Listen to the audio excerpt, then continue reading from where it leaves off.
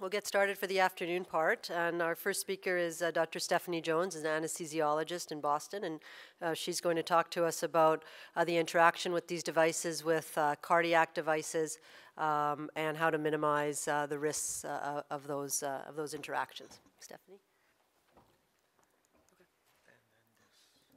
Got it. Hi, I'm your anesthesiologist. It's 3:45, and I'm not here to ask why you're not out of the OR yet.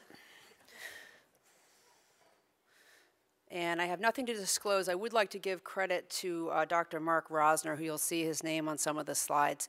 He is an anesthesiologist at MD Anderson, who's one of the few anesthesia providers to have gone to the trouble of becoming pacemaker certified. And so he actually knows this stuff really well, and he is my co-author on the chapter in the Fuse Manual. And I would encourage you to read that material when you get a chance. It goes into this stuff in a lot more depth. Excuse me. So when we talk about cardiac implantable electronic devices, which is the new catch-all term for pacemakers and implantable defibrillators, why is that important? Well, clearly there's a lot of electrical components, as you can see in this x-ray of a patient who happens to have both floating around. There are many other implantable devices that could be present in one of your patients, anything from deep brain stimulators to sacral nerve stimulators or drug pumps or even cochlear implants, but those are not things that I'm going to discuss today, simply things that you might want to keep in mind when using electrosurgery. What's the extent of the problem? It's estimated that greater than 3 million patients are currently walking around with conventional pacemakers, and an additional 750,000 are implanted in the US every year, and there are greater than 300,000 patients with ICDs. And again, another 10,000 implanted a month, and by the year 2020, we're expecting upwards of 670,000 ICDs to be around the US. So there is a very high chance that one of your patients may show up with one of these devices. Many things in the OR can cause electromagnetic interference, as the previous speakers have obviously discussed. Monopolar electrosurgical devices are the big one. I'll also briefly talk about endoscopic devices, radio frequency ablation, but even the stuff that I use, EKG monitors, fluid and blood warmers, nerve stimulators, as well as some radiologic equipment can cause EMI as well. But again, we're going to talk primarily about surgical devices here. What sort of factors determine the effects that electromagnetic interference are going to have on your cardiac device? First of all, the intensity of the field or source. So if you turn that sucker up to lightsaber, it's going to have more of an effect than if you're using low volts. If frequency and waveform of the signal, and I'll go over that, the cut versus coag, we're going to go back to that again. The distance between the source and the leads, if you're operating close to the leads or the generator, that's going to potentially cause a lot more of a problem than if you're working on the big toe. And then the orientation of the leads with respect to the fields or the source. So again, how is the current crossing your ICD or your pacemaker leads? What bad things can happen? Now the good news is modern pacemakers tend to be much more resistant to the effects of EMI. So that's the good news.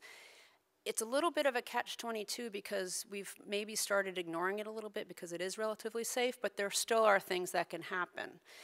You can have inappropriate inhibition or triggering of the pacemaker, or probably more problematic, a defibrillator. This can mean the pacemaker is thinking that the electricity is in fact cardiac signal, so it's going to inhibit pacing, or it can actually induce a shock in a patient with an ICD, which is probably not ideal. You can have unintended asynchronous pacing. So the pacemaker can interpret the electricity from your electrosurgical device as noise and actually go into a noise ablation mode where it will start pacing asynchronously because it thinks something is wrong and something's interfering. And asynchronous pacing is not always the best thing for the patient. You can have reprogramming, which again is fairly rare, but you can end up resetting to safety modes, and that can, again, depending on the patient, not be ideal, although hopefully will not cause overt harm. You can also have damaged electrical components. You can actually have the current conducted up a lead, inducing VF or feedback. And you can even cause thermal injury at the lead tissue interface. So if something, particularly let's say radiofrequency ablation, where you're doing a very long current time, you can cause scarring where the lead goes into the tissue and change effectively the settings at which the heart will respond to pacing. And this is an example of that. This was a big surgery where a woman had an entire blood volume transfusion by the time she was done with the procedure. And you can see that the pacing threshold increased considerably, which, depending on whether this person was pacemaking dependent, could be potentially a problem. When you're looking at whether an implanted device will be affected, there's a couple other things that you have to wonder about. One is whether there's a dual chamber or a single chamber pacemaker. Most people do have dual these days, which again, more wires, more ways to conduct electricity. The other thing is the distance between the anode and the cathode. In a unipolar lead, the one end is the end of your wire, and the other one is the generator case itself. So it's a very, again, long circuit. A lot of places it can pick up electricity. In a bipolar lead, the leads are both at the end of the wire, at the pacemaking wire, so it's a little bit less of an issue because you're only really picking up signal in between those 2 points. Thankfully, most people do have bipolar leads, so again, that's one reason why the risk overall has been reduced. So when you're looking at your patient, they come in hopefully for an elective surgery. Makes it a little bit simpler. You want to know, do they have some sort of cardiac device in place? If so, why? You might need to figure out an ID card that they have on them. You ideally want to talk to their cardiologist or whoever's managing the ICD and get the information from them. And most importantly, what you want to know is the patient pacemaker dependent? Because that's really going to start changing your algorithm of how much you want to change the pacemaker, maybe put a magnet on it, maybe get an EP service to come reprogram it, depending on what you're doing and how badly the patient needs this pacemaker. And then you also want to know what the device function is. You don't necessarily need to have every single patient who comes in for surgery have their device interrogated within 3 days of surgery. And in fact, the Heart Rhythm Society guidelines state that for a pacemaker, 12 months is adequate. For an ICD, it should be more like 6 months. But you have to make sure that you have that current information, that you're not guessing that the patient says, yeah, I think I might have had a telephone interrogation 4 months ago, is probably not sufficient information. You can get a 12-lead EKG. If the patient has pacemaker spikes in front of every single beat, you can probably guess that that guy's going to be pacemaker dependent, and again, you need to get some more input. These are the codes that you see on pacemaker function. The main thing you need to know is that if you are going to be getting any inhibitory function, which will be in the response to sensing here, the I. This is where you risk having the pacemaker not pace if it senses electrical noise. If you have 2 O's, that means you're in asynchronous mode. Either ventricular or dual is usually where you'll see either a VOO or DOO. The other one to kind of remember is rate modulation. And you see more patients turning up with this, particularly if they're young. And the idea is that if they exercise, it kicks their rate up. And you can actually end up having that occur in the middle of a surgery. You can be doing prepping, moving them around. You can be moving body parts around. Even the anesthesiologist increasing the respiratory rate on the ventilator. You can end up kicking their heart rate up, and that may not necessarily be what you want. So most people do recommend turning off the rate modulation mode if it's possible. The other thing you want to know is EMI likely to occur? So we will usually ask, if the anesthesiologist is aware of what's going on, do you have to use the monopolar? I know in a lot of situations that really is the best tool, but if not, a bipolar or ultrasonic scalpel would probably be a better idea. And then we go back to the first talk of this series, where if you look at what mode you have to choose, unblended cut is better than blend, which is better than coag. And what you're seeing here is when the coag is activated here, you can see these spikes, and you can watch the pulse ox dropping beats. Okay, so that's maybe a problem, depending on the patient. Should the pacemaker be reprogrammed to an asynchronous mode? Again, this is not an all or none question. If the patient is pacemaker dependent, then it's probably a good idea, but it is not without risk. You can end up getting an RNT phenomenon and putting the patient into VTAC, which is what just happened here. Again, not ideal, but it's a risk benefit. If the patient needs the pacemaker, you're going to have to be willing to be prepared for that. So preoperatively, you want to consider, as I said, suspension of the rate adaptive functions. You do want to suspend ICD shocking, because you really don't want to have the patient getting shocked repeatedly during the procedure. once you suspend all these functions, you have to make sure you have the ability to shock the patient if they do need it. So you need to have potentially pads on the patient, depending on what you're doing, or at least have defibrillating equipment in the room and available for use. This is just a picture of if you didn't suspend that minute ventilation sensor, and you can see here, this is the same patient after activating a monopolar device, really picks up their rate. Again, may not be what you want. The other big question, and what you'll see, including many people, including my colleagues, will just say, oh, we'll just throw a magnet on it. That used to sort of be the catch-all solution for a lot of things, but again, what's going to happen depends a lot on what sort of device you're dealing with, and is not always the best idea. For a pacemaker, it often results in an asynchronous mode. It may not. For some patients, that may be good. Other patients, maybe not. Varies a lot by manufacturer. It may even be affected by remaining battery life, because some pacemakers actually use that magnet signal as a way of telling the cardiologist that, okay, I'm going to click up to a rate of 85 now, which is going to show the cardiologist that I'm only at whatever 10% battery life. So it actually will potentially go to a rate that is, again, not ideal for the patient. For ICDs, it usually does not alter pacing function. So if you have an ICD that is also pacing the patient, you will turn off the shocks. You will not change the pacemaker. Again, depends on what you're trying to do, but that could be a problem. It may even permanently disable tachyarrhythmia therapy in terms of you actually have to get an electrophysiologist to turn it back on. Taking off the magnet will not always restore the therapy. In the vast majority, it will, but not all of them.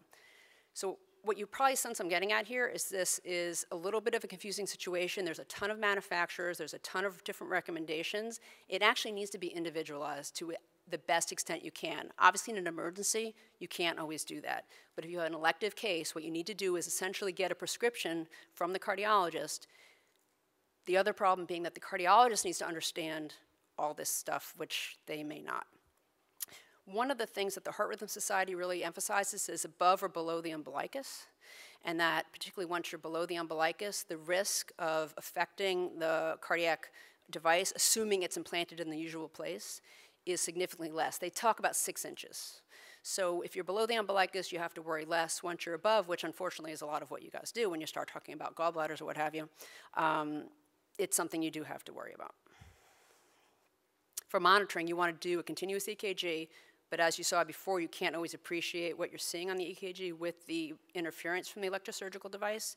So you need to have something that will show you a continuous pulse, whether that be a pulse ox or an arterial line. Here's another great example of inhibition. Again, you cannot necessarily see, I mean here, all right, looking at the whole thing, you can see these are definitely EKG spikes, these are not, and you can really see that down here. Again, you're losing 4 beats of blood pressure there. For the monopolar device, you want to position the dispersion plate such that the current doesn't cross the, I didn't change my slides from CMRD, it's an old term. The thigh may not be the best place. Just because we always put it on the thigh, that doesn't mean that's necessarily where it's supposed to be. You want to keep it as far away from the generator and the leads as possible. So, for instance, if you're doing something above the shoulder, let's say arm, head, breast, somewhere in this vicinity, doing surgery here and putting the dispersion plate on the thigh means you're going to cross the wires. What you can do, let's say, the pacemaker generator is on one side, you're doing the contralateral breast, put the plate on that arm. And this way it's just going to go that way. It's not going to go towards the heart. So you have to be a little bit creative and think a little bit about where the electricity is traveling. The other thing is don't arc. And I know this has been repeated a little bit. By doing that, you're actually demodulating the frequency and potentially interfering with the ability of the pacemaker to eliminate the noise. They have a lot of inherent sensing ability to do that now built into the systems, but by making the sort of white noise effect, you're interfering with that. You want to use short intermittent bursts. Most patients will tolerate losing a couple beats of rhythm every few seconds or so, as opposed to long, continuous loss of blood pressure. You, again, want to use cut over coag. The pacemaker generators are just much better at filtering out that nice, continuous, low-voltage waveform. And for the same reason, you want to use the lowest feasible energy levels. Just to say something about the ultrasonic, We always say this is like, the best thing. You're not going to interfere with your pacemakers, but it's not like you can't harm your patient. I just happened to find this when I was doing research on this talk a couple years ago. This is an endotracheal tube. So if you want to really take off your anesthesiologist, cut a hole in it in the middle of the case. This was a head and neck case, obviously. So there is heat involved there. A brief mention of radiofrequency ablation. Same principles. You just want to avoid crossing the path. You want to avoid contact with the pulse generator and leads. Two things. One is, if you've chosen to do RFA, it may be because they're sicker patients, so the odds of them having a CIED in are probably greater. And the energy application is for usually much longer intervals, and so you can, again, potentially have a much greater effect than you might otherwise have with just plain old electrocautery devices. So just something to think about there. And then endoscopy, which I think is one of those little gray areas, particularly open endoscopy units where people are coming in, you don't quite know what's going on with them. I think this is a real danger zone that we need to appreciate and really think about where these devices are being used. This is a transesophageal echo. Here's the heart. Here's a halo barracks device. Again, this is technically a bipolar, but still, if you're within a couple centimeters of a pacemaker, that's probably still not the safest thing in the world. Postoperatively, you do want to interrogate at some point within 24 to 48 hours. You want to restore function, particularly if you've actually physically changed anything. Up to that point, the patient needs to be continuously monitored. And higher-risk patients should be monitored until it's been checked. I mean, you can send somebody who's had, again, infraumbilical, uncomplicated surgery, everything seems fine. You can probably just have them get checked by their clinic within some amount of time, but if it's anything supraumbilical, high-risk patient, somebody who's pacemaker dependent, they need to be looked at before they leave the hospital. So the take-homes are, does the patient have a CIED? Is it an ICD? Is it a pacemaker? You need to figure out what is going to happen during the surgery, where you're working, what you're going to use for electrosurgical devices. You want to make sure postoperatively that the device has been examined, and you want to be increasingly aware of the interaction of cardiac devices with electrical devices in non-OR locations, such as radiology and the GI suite. And I'll be happy to answer any questions at the end of this section. Thanks.